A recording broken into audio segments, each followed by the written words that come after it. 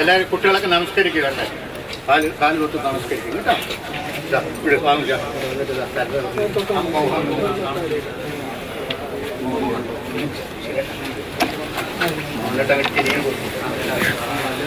ശ്രീദീപിൻ്റെ സംസ്കാര ചടങ്ങ് ആരംഭിക്കുന്നു. ചടങ്ങുകൾ പൂർത്തിയാക്കാനുള്ള ബന്ധുക്കളായ കുട്ടികൾ അവിടെ എത്തി. പട്ടണിയിക്കുന്നതടക്കമുള്ള ചടങ്ങുകളാണ് ഇവിടെ നടക്കുന്നത്.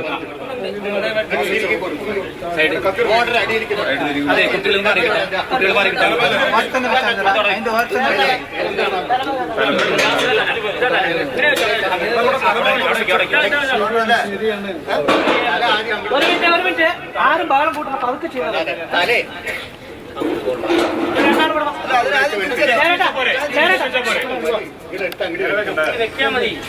അദ്ദേഹം സംസ്കാരത്തിനായി കൊണ്ടുപോകാനായി എടുക്കുകയാണ്.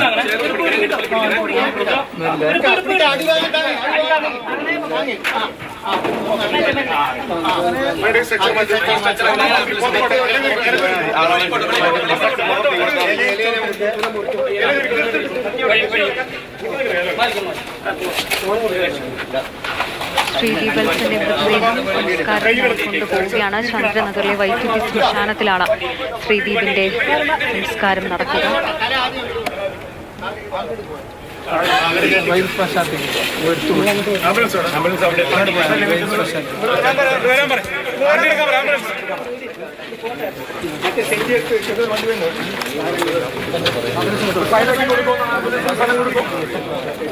കുറച്ചുകൂടി ക്യാമറ കുറച്ചുകൂടി അങ്ങോട്ടാക്കും. അപ്പൊ ബാക്ക് കുറച്ചുകൂടി ഫ്രണ്ടിലേക്ക് ആക്കി നിർത്തല്ലേ, ബാക്കിലേക്ക് നിർത്തല്ലേ, അങ്ങോട്ടേക്ക് നിൽക്കൂ ക്യാമറ. വണ്ടി അപ്പുറത്തേക്ക് പോട്ടെ, വണ്ടി അപ്പുറത്തേക്ക് പോട്ടെ,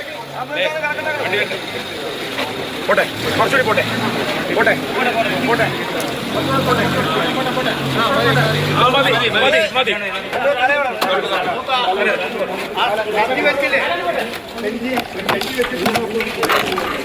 സാധനങ്ങളൊക്കെ ഉണ്ട്. സഞ്ചിയില്ലേ?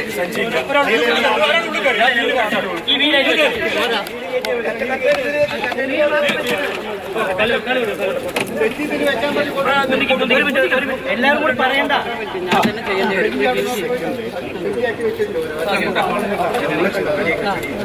സെഞ്ചി നോക്കൂ, സെഞ്ചി നോക്കൂ.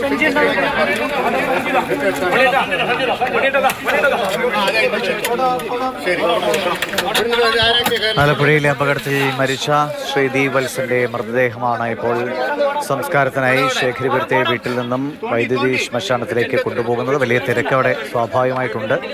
രാഷ്ട്രീയ നേതാക്കളുമൊക്കെ അവിടെ എത്തിയിട്ടുണ്ട്. അതിൻ്റെതായ ഒരു തിരക്ക് അവിടെ പ്രകടവുമാണ്. എന്തായാലും ബന്ധുക്കളും നാട്ടുകാരുമൊക്കെ വല്ലാത്ത സങ്കടത്തിൽ നിൽക്കുന്ന സമയമാണ്. അവിടെ വന്നവർക്കൊക്കെ അന്തിമോപചാരം അർപ്പിക്കാനുള്ള ഒരു സമയമുണ്ടായിരുന്നു. അതിനുശേഷം മൃതദേഹം ഇപ്പോൾ ആംബുലൻസിൽ ചന്ദ്രനഗറിലെ വൈദ്യുതി ശ്മശാനത്തിലേക്ക് കൊണ്ടുപോവുകയാണ്. അവിടെയാണ് സംസ്കാര ചടങ്ങ് നടക്കുന്നത്. കർമ്മം ചെയ്യാനുള്ള കുട്ടികളൊക്കെ നേരത്തെ തയ്യാറായി അവിടെ എത്തിയിട്ടുണ്ട്. ബന്ധുക്കൾ അടക്കമുള്ള ആളുകൾ ഇനി പട്ട് പുതച്ച് അവസാനമായി ശ്രീദീപ് എന്ന ആ 19കാരൻ വീട്ടിൽ നിന്ന് ഇറങ്ങുകയാണ്. ഇനി ഒരിക്കലും മടങ്ങി വരാത്ത യാത്രയിലേക്ക് ഏറ്റവും സങ്കടകരമായ ഒരു അവസ്ഥയിലൂടെ കടന്നു പോകുന്ന കുറേ കുടുംബങ്ങളെയാണ് ഇപ്പോൾ നമ്മൾ കണ്ടുകൊണ്ടിരിക്കുന്നത്. 5 പേർ അവർക്ക് നഷ്ടപ്പെട്ടതിൻ്റെ വേദന, മറ്റ്6 പേരുടെ കുടുംബാംഗങ്ങൾ തങ്ങളുടെ മക്കളെ സുരക്ഷിതമായി തിരിച്ചു കിട്ടണേ എന്ന പ്രാർത്ഥനയോടെ കഴിയുന്ന ആളുകൾ. ആ കുട്ടികളാണെങ്കിലോ തങ്ങളുടെ കൂടെ ഉണ്ടായിരുന്ന ഇന്നലെ ഈ നിമിഷം വരെ ഒരുമിച്ച് കളിച്ചുല്ലസിച്ചിരുന്ന തങ്ങളുടെ പ്രിയപ്പെട്ടവർ, തങ്ങൾ കൈപിടിച്ച് നടന്ന പ്രിയപ്പെട്ടവർ തങ്ങളിൽ നിന്ന് അകന്നുപോയല്ലോ എന്ന മനോവേദനയിൽ വല്ലാതെ തകർന്നിരിക്കുന്ന കുട്ടികൾ. അതിൽ 2-3 പേരുടെ നില ഗുരുതരാവസ്ഥയിൽ. 3 പേർ ഇപ്പോൾ തന്നെ വെന്റിലേറ്ററിലാണ്. അതിൽ ഒരാൾക്ക് ബ്രെയിൻ സർജറി പൂർത്തിയാക്കിയിട്ടുണ്ട്. കുട്ടി കണ്ണു തുറന്നു എന്നതാണ് അതിലെ ഒരു പോസിറ്റീവായിട്ടുള്ള ഒരു വാർത്ത. മറ്റൊരാളുടെ ശസ്ത്രക്രിയ പിന്നീട് പൂർത്തിയാക്കിയിരുന്നു.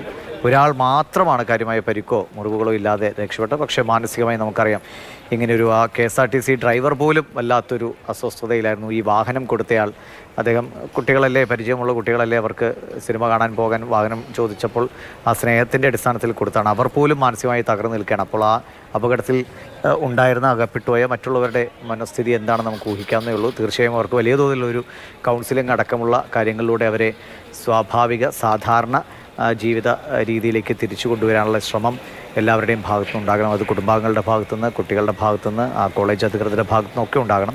ഇപ്പോൾ നമ്മൾ കാണുന്നത് ശേഖരിപുരത്തെ, പാലക്കാട് ശേഖരിപുരം എന്ന സ്ഥലത്തെ ശ്രീ ദീപ് വത്സൻ്റെ വീട്ടിൽ നിന്ന് അവസാനമായി മൃതദേഹം ചന്ദ്രനഗറിലെ വൈദ്യുതി ശ്മശാനത്തിലേക്ക് കൊണ്ടുപോവുകയാണ്. അവിടെയാണ് സംസ്കാരം. ഇപ്പോൾ പ്രതീക്ഷിച്ച പോലെ തന്നെ 6 മണിക്കാണ് അല്ലേ സംസ്കാര ചടങ്ങ് തീരുമാനിച്ചത്. അതിനനുസരിച്ച് തന്നെ കാര്യങ്ങൾ നടക്കുമെന്ന് പ്രതീക്ഷിക്കുന്നു. സമയം ഇപ്പോൾ 5:38 ആയിരിക്കുന്നു. വലിയ തിരക്കായിരുന്നു ഈ അവസാന നിമിഷത്തിലും അവിടെ എത്തിയിരുന്നത്. നമുക്ക് വാർത്തയിൽ